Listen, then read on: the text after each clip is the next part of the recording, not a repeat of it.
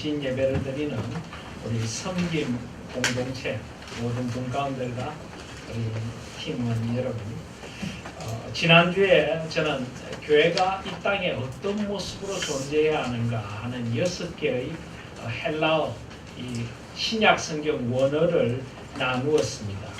혹시 기억나십니까? 제일 먼저 레이투기아라고 하는 예배 공동체에 대하여 말씀을 드렸습니다. 예배 공동체는 어떤 공동체가 되어야 한다고요? 거룩하고 생명력이 넘치는 예배의 공동체가 되어져야 합니다.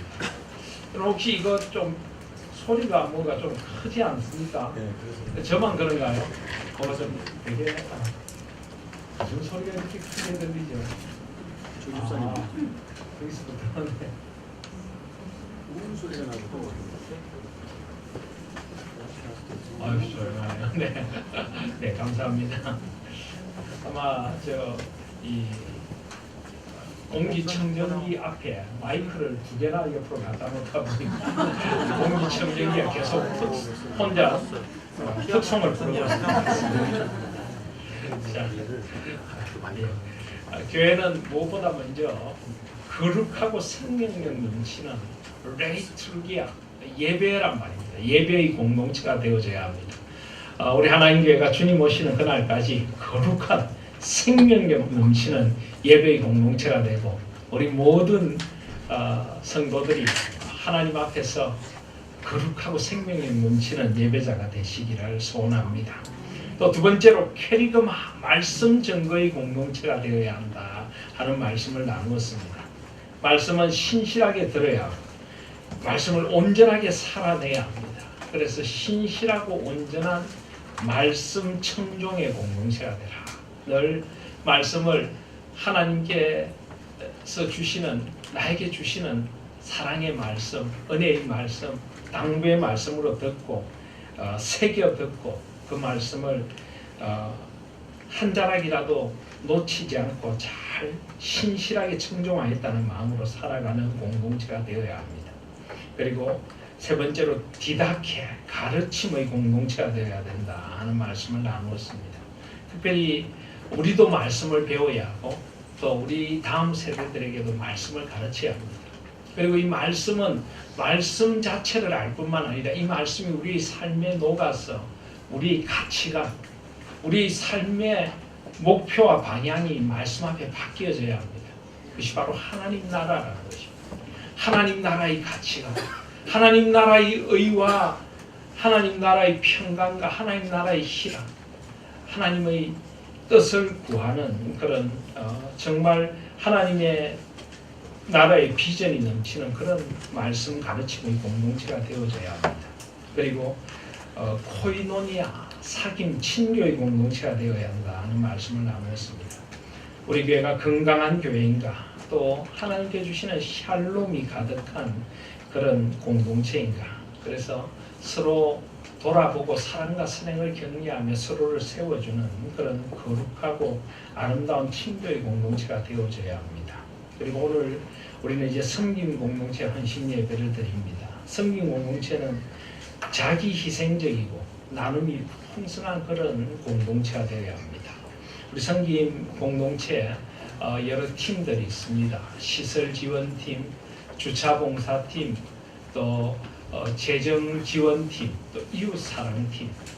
이 팀들의 특징이 전부 다 아주 자기희생적이고 기꺼이 나눔으로 그리스도의 사랑을 나눔으로 다른 이들을 세우고자 하는 그런 나눔, 자기희생, 풍성한 섬김의 공동체가 바로 섬김 공동체인 것입니다. 그리고 마지막으로 정인 공동체, 마르티스, 열정적이고 종말론적인 복음 정인의 공동체가 되어서 한 영혼에게라도 더 다가가 열정적으로 복음을 전하고 언제 주님 오실는지 알지 못하는 언제 내가 전도하는 이 영혼이 하나님 앞에 서게 될지 모르는데 종말론적인 그런 복음 정인의 공동체가 되어져야 한다. 그래서 6가지 교회의 특성에 대한 말씀을 나누었습니다. 오늘 그 가운데 섬김 공동체, 디아코니아 공동체에 대한 말씀을 좀 나누어 보려고 합니다. 우리 예수님, 올해 우리의 꿈과 비전이 예수님처럼 just like Jesus인데 예수님의 삶의 스타일 자체가 섬김이었습니다. 올해 우리 교회 주제가 옆에 있는데요. 예수 풍성한 생명, 온유와 겸손, 희생과 섬김, 가르치시고 전파하시고 고치시다.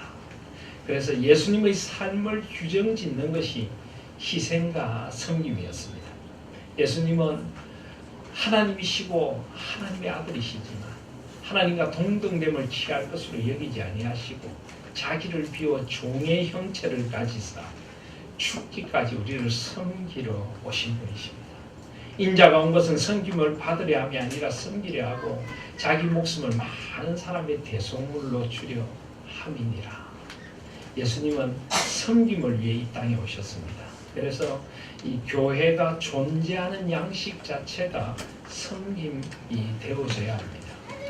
그래서 성경에서는 이 섬김에 대한 말씀들이 참 많이 나오는데 오늘 제가 이 베드로전서 5장 1절로 11절 말씀을 택한 것은 이 베드로전서 5장 1절과 11절이 가리키고 있는 이 섬김의 모습이 우리 공동체에 나타났으면 좋겠다는 마음을 가지고 이 말씀을 나누게 된 것입니다. 오늘 5장 1절 말씀을 우리 다 같이 한번 읽겠습니다. 시작.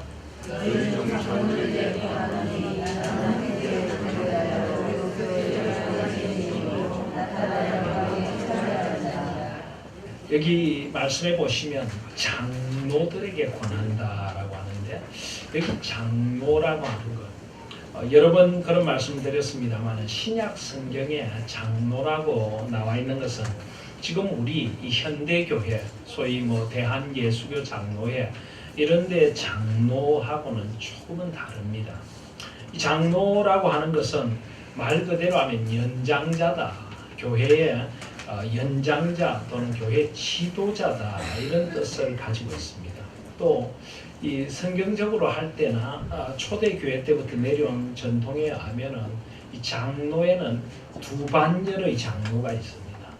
하나는 가르치는 장로이고 하나는 다스리는 장로입니다. 그래서 가르치는 장로는 목사, 목회자를 의미하고 다스리는 장로는 교회의 영적인 어르신들, 지도자들, 양무리의 본이 되고 양무리를 영적으로 돌보는 자들을 가리킵니다. 그래서 오늘 5장 1절에 보시면 너희 중 장로들에게 권하노니 나는 함께 장로된 자요라고 하는데 여기 나가 누굽니까? 베드로죠. 베드로 전서는 누가 썼습니까? 베드로가 썼습니다. 네. 그래서 사도 베드로께서 나는 함께 장로된 자요라고 합니다. 여러분 사도 베드로께서 지금 우리 현대교회의 장로하고는 다르죠, 그죠? 굳이 현대교회 직분을 따지자면 사도 베드로의 직분이 무엇일 것 같습니까?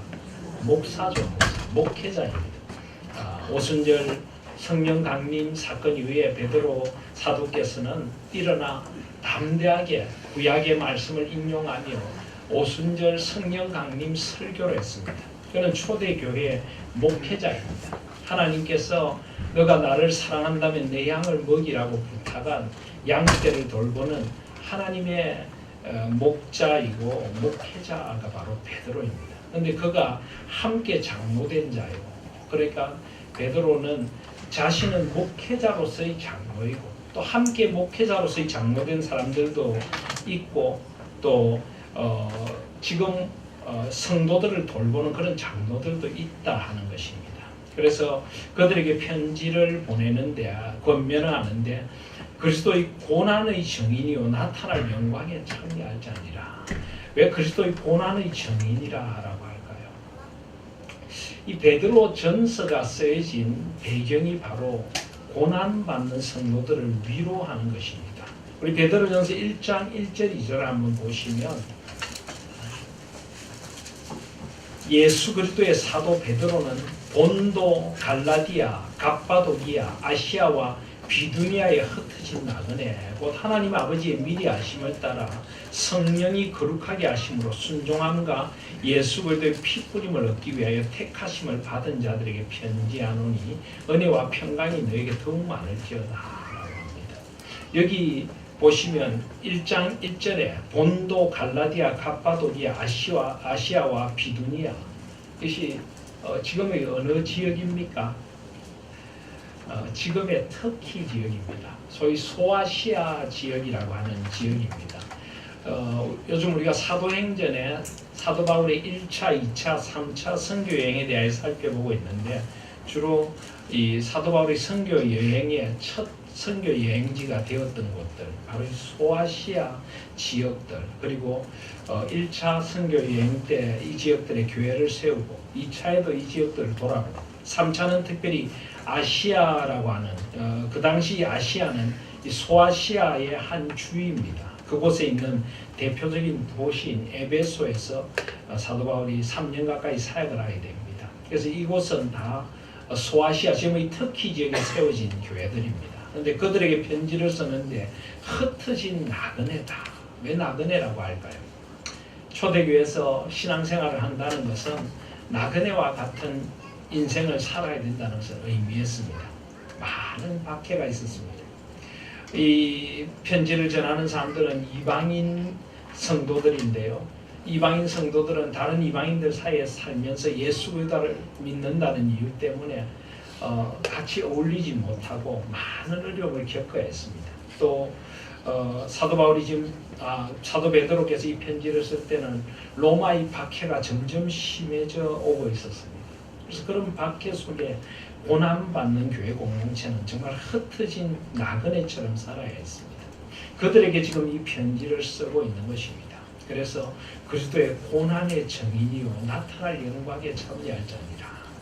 사도 베드로께서도 자신도 고난의 정인이고 자신도 그리스도를 위하여 많은 고난을 받아요. 그리고 우리에게 장차 나타날 영광은 현재의 고난과 비교할 수 없노라. 그래서 나타날 영광을 바라보며 소망하는 자이다 라고 이야기를 합니다. 그러면서 이 고난받는 공동체에 꼭 필요한 것이 무엇일까요? 그것이 바로 자기 희생적인 섬김으로 서로를 돌보는 것입니다. 모두가 함께 고난을 받고 모두가 함께 아픔을 겪고 있기에 좀 더 서로를 돌아보고 좀 더 서로를 섬기고 그리하여 이 공동체가 비록 고난의 공동체이지만은 서로의 섬김을 통하여 위로를 받고 소망을 나누고 함께 힘을 내는 공동체가 되자고 지금 사도 베드로는 권면하고 있습니다. 그러면서 그 섬김의 자세에 대하여 말합니다. 2절에 보시면 너희 중에 있는 하나님의 양무리를 치되 억지로 하지 말고 하나님의 뜻을 따라 자원함으로 하며 더러운 이득을 위하여 하지 말고 기꺼이 하며 3절에 맡은 자들에게 주장하는 자세를 하지 말고 양무리의 본이 되라. 이게 여기서 섬김의 자세가 무엇인가를 우리는 알 수 있습니다. 어떻게 해야 된다고요? 하나님의 양무리를 친다는 것이 뭡니까? 양무리를 먹이는 것이죠. 이걸 또 어떤 사람들은 정말 치대해가지고 양무리를 막 때리는 목사님들이 있습니다. 말로 때리고 괴롭히고. 옛날에 저희들 신학교에는 외국인 선교사 교수님들이 간혹 계시기도 하셨고 또 오셔서 설교도 하시고 이러셨습니다. 그래서 이분들이 한국말을 이제 배워가지고 한국말을 썩 잘 하세요. 근데 어느 외국인 선교사 교수님이 그렇게 설교를 하셨다죠. 요한복음 21장에 베드로에게 부활하신 예수님이 나타나서 뭐라고 하십니까? 내 양을 치라, 내 양을 먹이라 그렇게 이야기하지 않습니까? 너가 나를 사랑하느냐? 그러면 내 양을 먹이라 하는데 선교사 교수님이 한국말을 잘 못해가지고 너가 나를 사랑하느냐? 그러면 내 양을 먹으라. 먹이라고 해야 되는데 내 양을 먹으라. 양을 먹는 게 아니라 먹여야죠. 그래서 양무리를 치대하는 것은 양무리를 먹이는 것입니다. 양무리를 잘 영적으로 돌봐서 양무리가 풍성한 은혜의 초장에 거하도록 해라는 것입니다. 그런데 그것을 할 때 어떻게 하라고요? 억지로 하지 말고 억지로 하지 말고 마지못해 하지 말라는 것입니다. 여러분, 섬김의 자세는 억지로 하는 게 되어서는 안 됩니다. 교회 일은 억지로 하는 게 아닙니다. 어떻게 해야 된다고요? 하나님의 뜻을 따라 자원함으로 해야 된다. 하나님의 뜻을 따라 자원함으로 기꺼이 즐겁게 해야 합니다. 또 더러운 이득을 위하여 하지 말고 기꺼이 하며 교회 일을 통해서 뭔가 내가 내 이득을 구하려고 한다. 정말 안 좋은 것입니다. 교회 일을 하면서 자기의 호주머니를 챙기려고 하거나 자신의 어떤 이득, 자신의 어떤 명성과 칭찬까지도 다 포함합니다. 내가 인기를 누리고 싶고 내 영향력을 가시하고 싶고 그렇게 주의 일을 해서는 안 됩니다.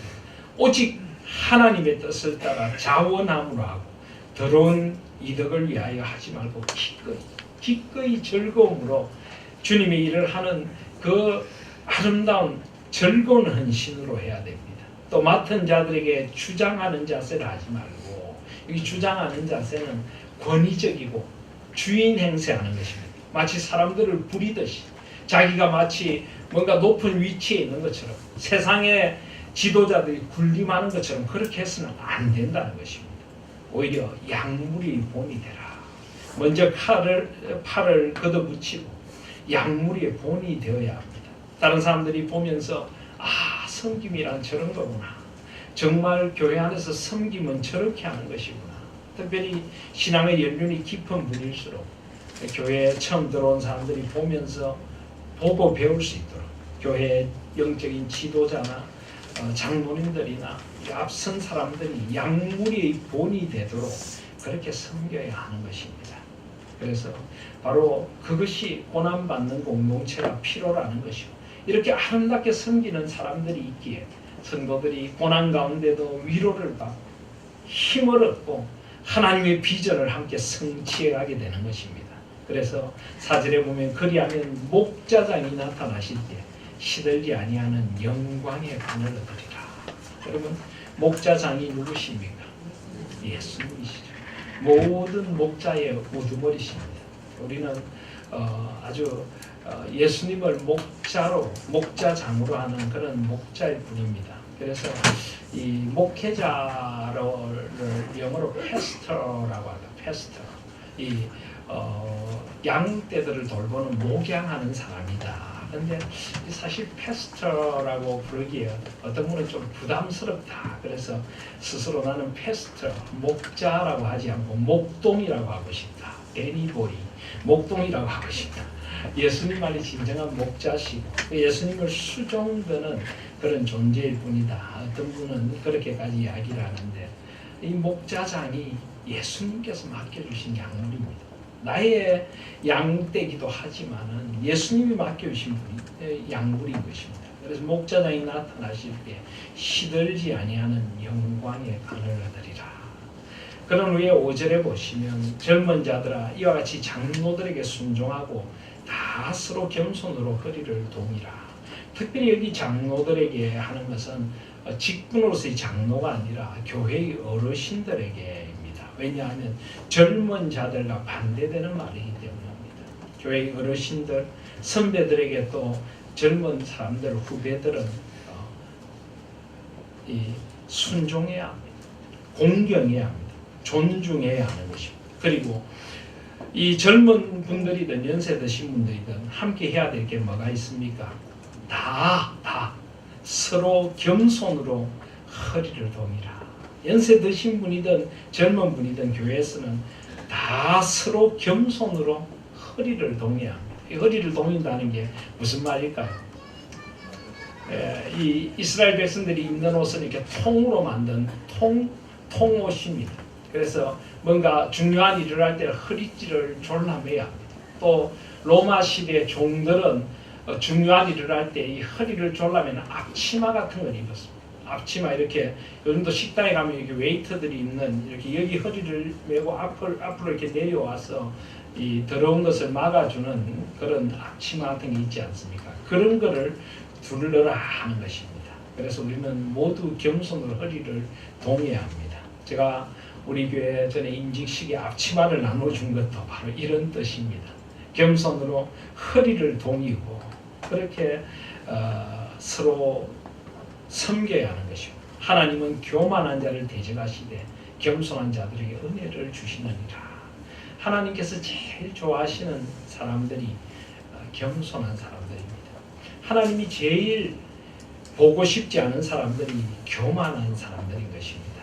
그래서 하나님은 우리가 겸손하기를 원하십니다. 6절에 그러므로 하나님의 능하신 손 아래에서 겸손하라. 때가 되면 너희를 높이시리라. 우리는 하나님의 손 아래에서 겸손해야 하나님께서 때가 되면 우리를 높여주실 줄 압니다. 물론 우리가 높임을 받으려고 섬기는 건 아니죠. 기꺼이 우리는 섬기지만 하나님께서는 섬기는 그가 크다 해 주실 줄 믿습니다. 그렇게 섬기는 것입니다. 오늘 이 베드로전서 5장 1절부터 6절까지는 교회에서 특별히 고난받는 공동체인 교회에서 우리가 어떤 섬김을 감당해야 될지를 우리에게 잘 가르쳐주고 계십니다. 그래서 제가 오늘 나눠드린 유인물에 그런 섬김에 대한 생각들을 몇 가지 한번 정리를 해보았습니다. 온전한 섬김의 공동체라고 하는 유인물을 나눠드렸는데요. 특별히 오늘 저는 섬김과 관련하여 리더십이라는 것에 대하여 잠깐 한번 나누어 보고 싶습니다. 리더십이라고 하는 말을 우리는 현대에 참 많이 사용하고 있습니다. 대통령의 리더십이라든지 한 기업의 리더의 리더십이라든지 교회 목사나 또 지도자의 리더십, 어떤 팀이나 어떤 단체 리더십 이런 말을 우리는 많이 사용하고 이 리더십의 위기다, 리더십이 중요하다 이런 이야기들을 20세기 또 21세기에 아주 많이 사용하고 있습니다. 교회도 영적인 리더십이 필요합니다. 오늘 이 베드로전서 5장에 나타난 이 말씀들이 어떻게 보면 영적인 리더십에 대한 말씀일 수도 있습니다. 왜냐하면 너희 중 장로들에게 권하노니, 이 장로들이라고 하는 것은 아까도 말씀드렸지만 연장자이기도 하고 교회의 영적인 지도자들이기도 합니다. 그래서 영적인 지도자들에게 리더로서의 역량, 리더로서의 마음, 리더십이 필요하기 때문입니다. 그래서 이 리더십에 대한 것, 이것이 바로 섬김과 직결이 됩니다. 그래서 이 크리스찬 리더십, 교회의 리더십에 대하여 잠깐 한번 나누어 보려고 합니다. 리더십의 의미, 리더십에 가장 가까운 우리말, 사실 한자말일 텐데요. 한자말은 지도력이라고 할 수 있습니다. 지도력. 그 뜻은 바르고 옳다고 믿는 어떤 목적이나 방향으로 이끌어주는 힘입니다. 그러니까 리더의 하는 역할이 무엇입니까? 그 구성원들을 바르고 옳다고 믿는 어떤 목적이나 방향으로 이끌어가는 것. 이것이 바로 리더가 하는 역할입니다. 끌어주는 것, 영향력을 미치는 것, 혹은 인도하는 힘이다. 그들을 어떤 일정한 방향으로 인도해주는 힘. 그래서 이 리더십이라고 하는 것이 중요한 것입니다. 교회도 사회도 국가에도 이런 리더십이 필요합니다.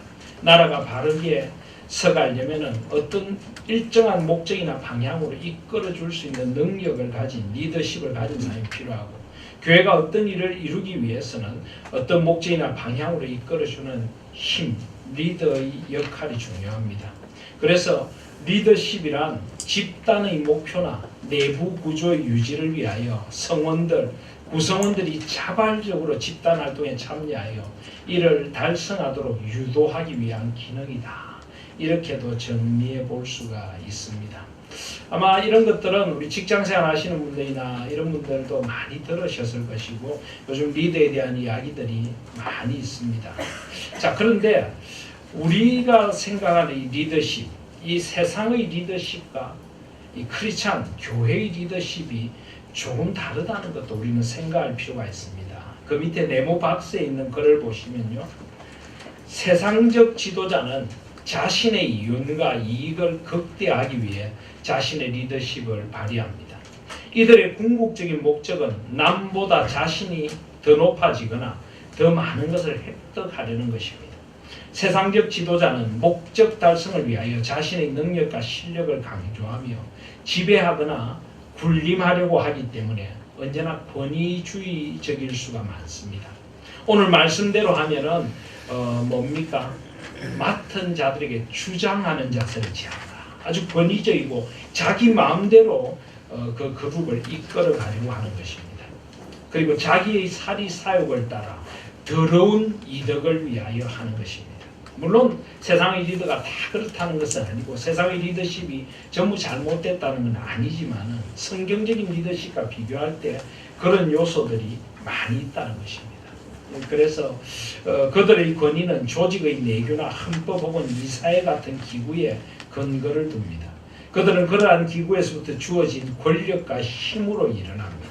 세상적 지도자는 왜 일을 해야 하는가를 가르치기보다는 어떻게 해야 하는가, 그러니까 목표 달성하는 것이 목적입니다.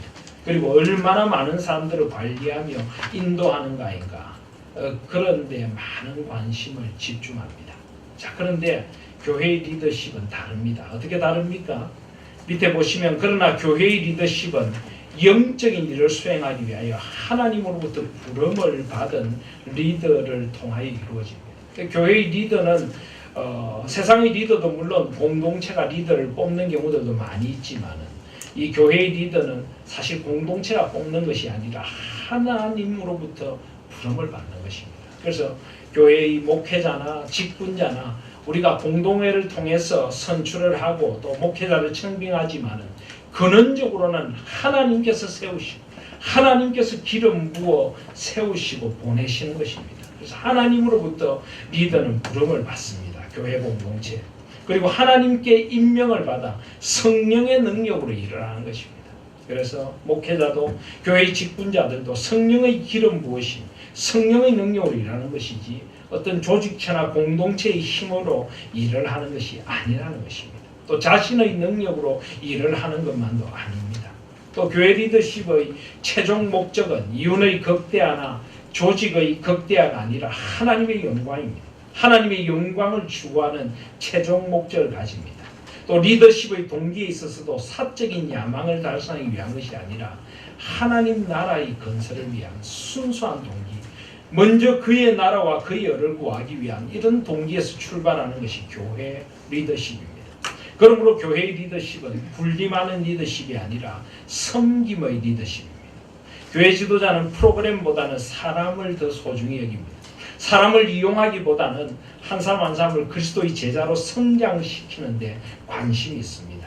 말씀의 사람, 기도의 사람, 성령 충만한 사람, 하나님의 일을 주신 은사를 따라서 기꺼이 섬기는 사람들로 키우는 데 관심이 있지 사람을 이용해서 교회의 목적을 달성하려고 하지 않습니다. 그것은 교회가 아니지요.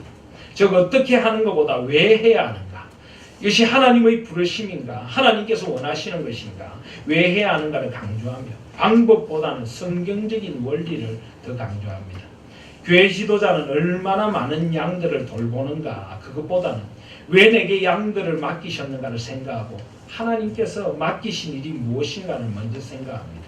무엇으로 주님의 양들을 돌볼 것인가? 하나님의 사랑, 하나님의 말씀, 하나님의 뜻, 하나님의 꿈으로 주님의 양들을 돌봐야 된다는 것에 초점을 맞춥니다. 그래서 교회 리더십은 어떤 외적인 변화보다 내적인 변화와 성숙을 추구합니다. 사람이든 교회든. 그래서 이 교회의 리더십과 세상의 리더십이 많은 차이가 있다는 것 여러분 동의하십니까? 그래서 우리 하나님 교회의 리더들 어떤 면에서는 사실 교회 분과장이나 팀장만이 리더가 아닙니다. 어떤 면에서는 우리 모두가 하나님께 세우신 리더라고 해도 과언이 아닙니다. 옛날에는 이 리더십이라고 할 때 아주 제왕적인 리더십, 이 피라미드식으로 아주 수직적인 리더십을 강조했습니다. 그래서 목사라든지 한 사람의 리더가 조직을 통제하고 거기에 중간 리더들을 세우고 또 중간 리더들을 세워서 피라미드식의 리더를 세워서 이 조직을 관리하는 것 이런 것이 일반적이었고 세상에서는 물론이고 교회에서도 그런 리더십이 많이 있었습니다. 그런데 요즘은 교회는 물론이고 세상에서도 그런 리더십보다는 분산형 리더십이라 하는 말을 많이 씁니다. 여러분 그런 말 들어보셨을 텐데요. 이건 교회의 리더십에서부터 시작된 것입니다. 분산형 리더십이라는 것은 교회에서도 각각 은사를 받은 대로 여러 리더들이 있다는 것입니다. 한 사람의 리더가 아니라 예를 들어 성김 공동체가 하는 일이라면 성김 공동체 분과장 또 팀장들이 각각의 사역의 리더를 맡아서 함께 교회 어떤 주차 지원이라든지 시설 지원이라든지 이웃 사랑이라든지 재정 지원이라든지 이런 사역들을 리더가 되어서 이끌어주고 다른 성도들이 함께 하는 것입니다. 또 친교 공동체가 해야 할 일은 친교 공동체 리더들이 이끌어가고 다른 공동체들이 함께 하는 것입니다. 예배 공동체가 해야 할 일은 예배 공동체 리더들이 이끌어가고 온 성도들이 예배의 공동체를 구성해서 함께 하는 것입니다. 이런 식으로 다양한 리더들이 받은 은사에 따라서 각각의 일들을 책임지고 맡아 이끌어가고 나머지 사람들은 그 리더를 돕는 헬퍼들이 되어서 함께 교회를 세워가는 것. 이것이 바로 진정한 리더십입니다. 그래서 그런 의미에서 우리 모두가 다 리더라고 할 수 있습니다. 나에게 맡겨준 일에 내가 리더이고요. 또 가정에서 가정을 이끄는 아버지 어머니들로서의 리더이고 또 직장에서 어떤 그 부서나 그룹을 이끄는 리더일 수 있고 사회에서도 리더일 수 있고 우리는 다양한 일들에서 선한 영향력을 미치며 어떤 그 조직체가 이루고자 하는 일을 이끌어가는 건 리더의 역할을 나름대로 감당하는 것입니다. 그래서 우리 그리스도인 리더는 하나님으로부터 부름을 받았다. 성령의 능력으로 하나님의 교회를 섬긴다. 하나님의 영광을 추구한다. 설사 교회 일이 아닐지라도 직장도 마찬가지입니다. 직장도 직장의 사장이나 어떤 부서에서 나를 세운 것이 아니라 하나님께서 나를 직장의 이 자리에 있게 하셨다. 내가 이 자리에서 직장을 통하여 하나님의 나라와 하나님의 영광을 섬긴다. 주님의 마음으로 다른 이들을 섬긴다. 이런 식으로 우리는 하나님께 부름을 받아 성령의 능력으로 하나님의 영광을 위하여 섬기는 리더들이 되어져야 될 줄 믿습니다. 목적을 위하여 사람을 이용하는 것이 아니라 사람들을 세워주고 키워주고 이것은 우리 그리스도인들이라면 교회에서는 물론이고 세상 속에서도 그런 리더가 되셔야 되실 줄 믿습니다. 이것이 바로 하나님이 원하시는 리더십입니다. 그래서 우리는 그런 의미에서 예수님의 리더십을 한번 생각해 볼 필요가 있습니다. 예수님의 리더십을 대표적으로 세 가지로 정의를 합니다. 첫 번째는 종의 리더십입니다. servant leadership이라고 하는 것입니다. 종은 주인에게 명령하거나 주인을 지배하려고 하지 않습니다. 종은 다만 주인의 원함을 따라 주인을 섬깁니다. 이것이 성도를 향한 교회 지도자의 자세가 되어야 한다라고 하는데요. 예수님은 하나님이시지만 근본 하나님과 동등됨을 취할 것으로 여기지 아니하시고 스스로 종이 되셨습니다. 하나님의 종으로 사람들의 종으로 제자들의 발을 씻기기까지 낮아지셔서 하나님의 뜻을 섬기려고 스스로 종의 자리로 내려오셨습니다. 그러므로 우리는 어떤 리더가 돼야 될까요? 예수님이 종이시니까 우리 뭐가 돼야 됩니까? 종의 종이 돼야 됩니다. 종 중에서도 말단 종이 되어져야 합니다. 맞습니까? 예. 우리 잠도 오는 옆에 분들에게 한번 고백하실까요? 종의 종이셨군요. 종의 종이셨군요. 예. 우리는 예수님도 종의 자리에 오셨기 때문에 우리는 그 종을 섬기는 종의 자리에서 섬겨야 한다. 이것이 바로 크리스찬 리더십이고 예수님의 리더십입니다. 성도를 향한 교회 지도자의 자세가 종의 자세가 되어져야 합니다. 그래서 목사도 종이죠, 그죠? 말씀의 종이고 교회를 섬기는 종입니다. 그래서 뭐 어떤 분들은 또 목사를 보고 기도하면서 주의 종님을 축복해 달라 했는데 뭐 종한테 님이 붙을 때 있겠습니까? 놈이 안 붙으면 감사한 거죠. 그래서 예, 종은 종입니다. 그렇다고 저한테도 종놈이라고 하라는 겁니다. 어쨌든 목사도 종이고 우리가 다 종입니다. 그래서 성도를 향한 교회 지도자의 자세가 종의 자세가 돼야 돼요. 교회 리더십은 교인들을 위해 군림하거나 지배하는 리더십이 아닙니다. 교인들의 유익과 만족을 위해 봉사하고 섬기며 주님의 기쁨을 구하는, 내가 온 것은 섬김을 받으려 함이 아니라 섬기려 하고, 마가복음 10장에 보면 이방인들의 집권자들은 서로 주장하고 군림하지만 너희 중에는 그렇지 아니하니 너희는 먼저 섬기는 자가 되어야 할지라. 종의 리더십을 우리는 배워야 합니다. 두 번째로 예수님의 리더십은 목자의 리더십입니다. shepherd leadership. 목자는 양들을 푸른 초장으로 인도하여 꼴을 먹이고 물가로 인도하고 맹수로부터 보호하고 양들에게 각각 이름을 지어주며 사랑으로 양무리를 돌봅니다. 목자는 양들에게 화풀이하거나 손해를 입히지 않습니다. 이런 긍휼의 목자의 리더십으로 교회 지도자는 교인들을 돌보고 양육해야 합니다. 오늘 베드로전서 5장 1절에 11절 말씀입니다.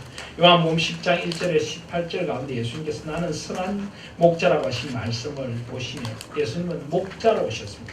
목자는 결코 불림하지 않습니다. 오직 양떼들을 돌보고 오직 양떼들을 위하여 희생하고 헌신합니다. 양물의 유익을 위하여. 그래서 우리도 이런 목자의 리더십을 가져야 합니다. 너가 나를 사랑하느냐? 그렇다면 내 양을 치고 먹이라 하시는 주님의 음성을 듣고 주님을 사랑하기에 우리도 양떼들을 사랑하는 목자의 리더십을 가져야 합니다. 세 번째로 예수님의 리더십은 청지기 리더십입니다. 스튜어드 리더십. 청지기는 주인으로부터 위임받은 일을 감당하는 사람입니다. 청지기는 자기가 주인이 아닙니다.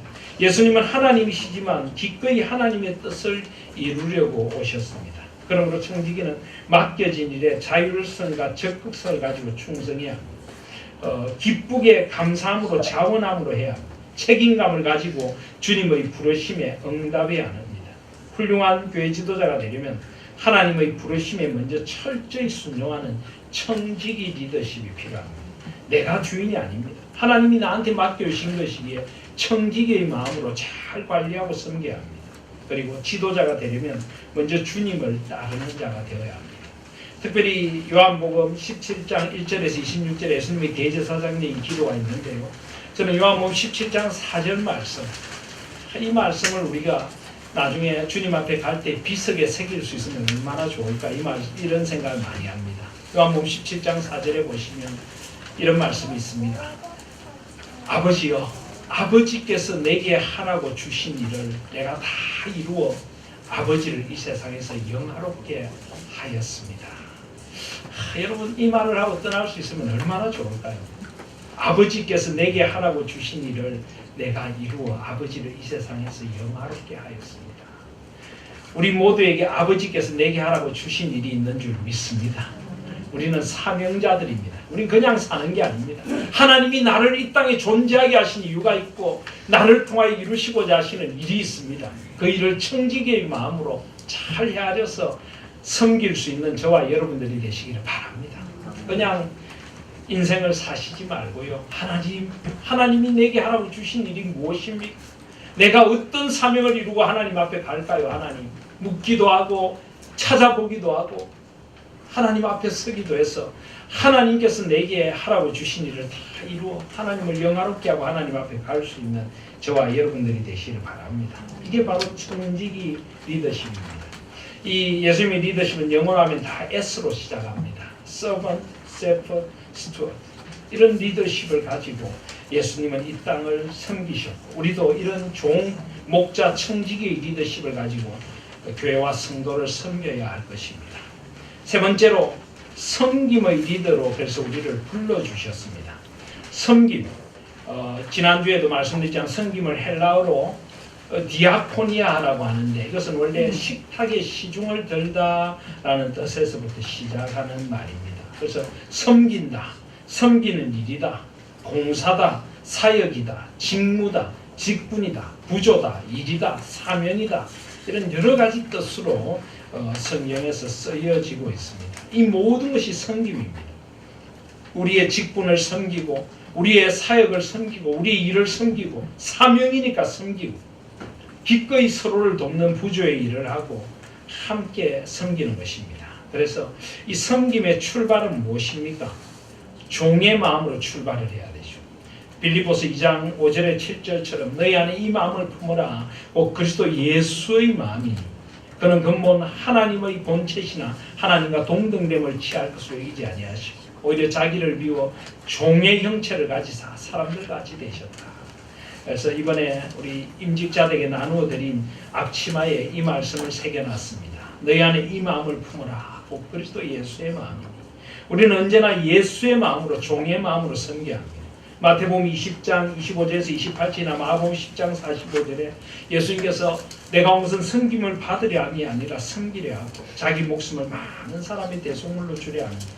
주님도 그렇게 오셨는데 주님의 사명 선언문입니다. 우리도 종의 마음으로 섬김을 출발해야 될 줄 믿습니다.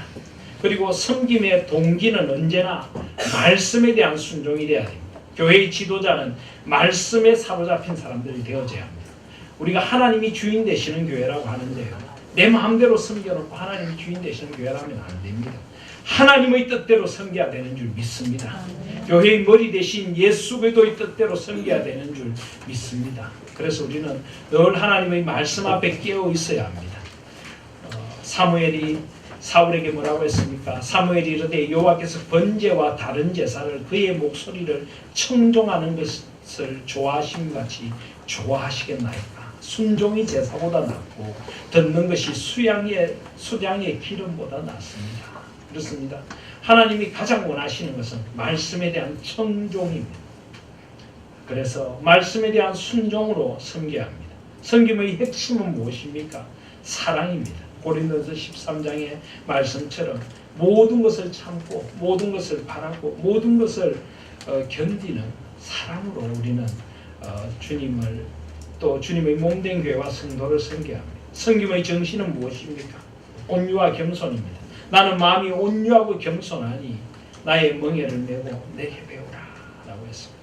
섬김의 모델은 제자들의 발을 씻겨주신 예수님, 식사하시던 자리 마지막 그 십자가로 나가시는 그 마지막 식사에서조차도 제자들을 사랑하시되 끝까지 사랑하시고 허리를 동이시고 친히 겸손으로 허리를 동이시고 제자들의 발을 씻겨주셨던 그 모습을 우리는 닮아가야 합니다. 섬김의 자세는 무엇입니까? 아까 말씀드린 것처럼 청지기 리더십, 청지기의 자세로 섬겨야 합니다. 각각 은사를 받은 대로 하나님의 여러 가지 은혜를 맡은 선한 청지기같이 서로 봉사해야 합니다. 선한 청지기, 하나님의 여러 가지 은혜를 맡은 청지기, 각각 은사를 받은 대로 섬기는 청지기, 바로 그 청지기의 자세로 섬겨야 합니다. 섬김의 방법은 오늘 말씀처럼 자원함, 억지로 하지 말고 하나님의 뜻을 따라 자원함, 더러운 이득을 위하여 하지 말고 기꺼이 주장하는 자세를 하지 말고 약물이 본이 되어져야 합니다. 이렇게 7가지 섬김의 모습, 우리 섬김 공동체만이 아니라 우리 온 하나님 교회 성도들이 이렇게 섬기는 섬김의 리더들이 되시기를 축복드립니다. 그리고 우리 교회는 직분자들이 많습니다. 아마 우리 교회 규모에 치면은 이렇게 직분자 비율이 높은 교회가 잘 없을 것입니다. 직분자들은 어떤 리더가 되어야 될까요? 직분자들은 앞선자들로서 교회의 성도들에게는 온유와 겸손과 섬김의 모델이 돼야 합니다. 우리 성도들이 야, 저분을 보면 닮고 싶다. 저 권사님, 저 집사님, 또 저 장로님, 저 목사님 정말 온유와 겸손과 섬김의 모델이구나 하는 그런 온유와 겸손과 섬김의 모델이 되어야 합니다. 교회를 영적으로 이끄는 목사에게는 든든한 후원자가 되어야 합니다.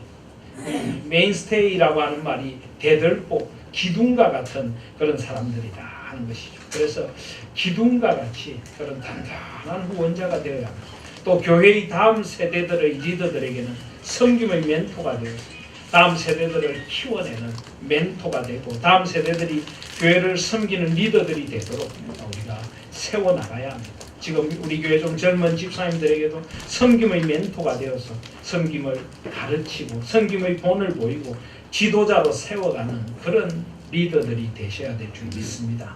우리 하나님께 모든 직분자 여러분 온유와 겸손과 섬김의 모델이 되시고 목회자에게 든든한 후원자가 되어주시며 다음 세대들에게 섬김의 멘토가 되어주시기를 바랍니다.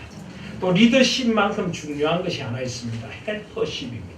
우리는 아까도 말씀드렸지만 한 사람이 리더가 아니라 모두가 리더라면 또 서로에게 리더를 세워주고 도와주는 헬퍼도 되어져야 합니다. 도움을 주는 리더를 세워주는 헬퍼십이라고 하는 게 필요합니다. 헬퍼십이란 무엇인가? 헬퍼십은 리더십도 아니고 팔로워십도 아니다. 이 팔로워십은 리더를 따라가는 사람들이죠. 리더를 세워주고 리더가 하자는 대로 하는 사람들인데 헬퍼십은 그것과는 좀 다릅니다. 헬퍼십은 팔로워십도 아닌 리더가 리더되게 하는 리더십입니다. 성경에 보면 이런 위대한 이인자들이 많이 있습니다. 아론, 갈렙, 요나단, 세례요한, 바나바 이런 많은 헬퍼십의 모델들이 기록되어 있습니다. 아론은 모세를 세워주고 갈렙은 여호수아와 함께 또 여호수아를 세워주고 여호수아와 함께 또 모세를 세워주었습니다. 또 요나단은 다윗을 세워주고 세례 요한은 예수께서 오실 길을 예비했고 바나바는 바울의 동력자로서 바울을 세워주고 마가를 세우고 많은 사람들을 세워주었습니다. 그래서 착하고 성령이 충만한 사람이라고 되어 있습니다. 이런 많은 헬퍼십의 모델들, 이런 사람들이 얼마나 중요한지 모릅니다. 헬퍼의 리더십은 제2의 리더십이라고 말하는 참모도 아니고 후계자의 리더십도 아니고 제3의 리더십도 아니고 그 자체로 아주 중요한 리더십의 한 유형입니다. 이것은 최고 리더를 세워주는 것은 물론이며 자신을 따르는 구성원들에게 리더가 꿈꾸는 바른 길을 제시해주고 공동체와 목표를 향해 나아가게 하는 역할하는 섬김의 리더십입니다. 이 섬김의 리더십은 명령이나 카리스마가 아니라 영향력입니다. 헬퍼십은 리더를 위한 또 다른 형태의 리더십이 아니라 헬퍼십 그 자체이며 온전한 리더십을 완성시키는 진정한 리더십입니다. 이는 전통적인 리더십의 개념에서의 군림하는 지도자와 봉사자로서의 1인자와 2인자가 아닌 기독교 공동체 안에서 하나님의 비전을 함께 이루기 위해 협력하는 팀으로서 리더와 헬퍼의 관계로 자리매김되어야 하고 은사와 직분에 따른 역할 분담의 관점에서 함께 그리스도의 몸된 교회, 하나님이 주인 되시는 교회를 세워가는 성경적인 리더십이 헬퍼십입니다. 그래서 우리는 좋은 리더도 되어야 하고 좋은 헬퍼도 되어서 서로를 세워주고 함께 공동체를 이끌어가는 이런 아름다운 공동체 리더십을 발휘해야 된다. 그런 의미에서 좋은 헬퍼도 많이 필요하고 또 좋은 리더도 많이 필요하고 내가 리더가 될 일에는 리더를 하고 내가 리더가 아닐 때는 기꺼이 도와주는 헬퍼가 되어서 공동체를 함께 세워가는 우리 하나인 공동체, 이게 바로 진정한 섬김의 공동체입니다. 그 밑에 말씀해 보시면 리더십은 한마디로 영향력이다. 그리고 지도자는 영향력을 끼치는 자이다. 저도 어떤 선한 영향력을 성도들에게 끼치고 있는지 우리 하나인 교회를 어떻게 변화시켜 가고 있는지 늘 이 말씀을 마음에 두고 있습니다. 하나님의 선한 영향력을 교회에 끼치는 자가 목사이고 또 리더일 것입니다. 잔 맥스웰 목사라고 하는 리더십의 아주 유명한 20세기 최고의 리더십 대가 목사님이라고 할 수 있는 분이 늘 하는 말입니다. 그리고 또 잔 하가이 박사님이라고 하는 또 리더십 분야의 유명한 분은 이런 이야기를 했습니다. 교회의 리더십은 하나님께서 주신 영원한 목표를 향하여 교회가 유익이 되도록 그리고 교인들의 진정한 필요를 채워줄 수 있는 특별한 영향력을 가진 비전의 사람을 원한다. 목사도 그렇고 교회 리더들도 그렇고 하나님께 주신 영원한 목표를 함께 세워가고 교회가 유익하도록 교인들이 진정한 필요를 채워줄 수 있는 특별한 영향력을 가진 비전의 사람들, 우리 하나님교회가 이런 사람들로 채워지기를 간절히 소원합니다. 그래서 베드로전서 5장 아까 나눈 말씀 6절부터 11절에 보시면 그런 리더들이 세워진 교회, 그런 교회 7절에 보시면 너희 염려를 다 주께 맡기라. 이는 그가 너희를 돌보심이라. 하나님께 우리의 염려를 다 맡기고 하나님께서 원하시는 종으로 목자로 청지기로 섬김의 리더로 헬퍼로 서게 되면 하나님께서 우리를 돌봐주실 줄 믿습니다. 또 8절에 보면 근신하라 깨어라 너희 대적 마귀가 우는 사자같이 두루다니며 삼킬 자를 찾는다. 마귀는 언제나 공동체를 깨트리려고 합니다. 하나님의 공동체를 깨트리고 우리의 마음의 교만을 구체질해서 내가 군림하는 리더가 되도록 하려고 하고 나의 섬김의 자리를 흐트러뜨리고 그렇게 우리를 깨트리려고 합니다. 우리는 쏘가서는 안 됩니다. 그래서 9절에 보면 너희는 믿음을 굳건하게 하여 그를 대적하라. 이는 세상에 있는 너희 형제들도 동일한 고난을 당하는 줄 알라. 세상의 리더십, 잘못된 세속적인 군림의 리더십에 우리는 대항하고 섬김의 리더십으로 끝까지 나아가야 합니다. 그럴 때 10절 11절에 보면 모든 은혜의 하나님 곧 그리스도 안에서 너희를 부르사 자기의 영원한 영광에 들어가게 하시니가 잠깐 고난을 당한 너희를 친히 온전하게 하시며 굳건하게 하시며 강하게 하시며 털을 견고하게 하시리라. 우리 교회가 잠깐 고난을 당했지만 하나님께서 반드시 우리를 온전하게 해주시고 굳건하게 해주시고 강하게 해주시고 털을 견고하게 해주실 줄 믿습니다. 함께 섬김의 리더로 우리가 섬겨나갈 때 권능이 세세토록 하나님께만 있음을 고백할 때 하나님의 영광을 위하여 우리를 섬김의 리더로 불러주신 하나님께서 반드시 우리 하나님 교회를 우리 섬김의 공동체인 우리 하나님 교회를 축복해 주실 줄 믿습니다. 이렇게 아름답게 쓰임받는 섬김의 리더들이 되는 우리 모든 섬김 공동체와 우리 성도님들 되시기를 주님의 이름으로 축복드립니다.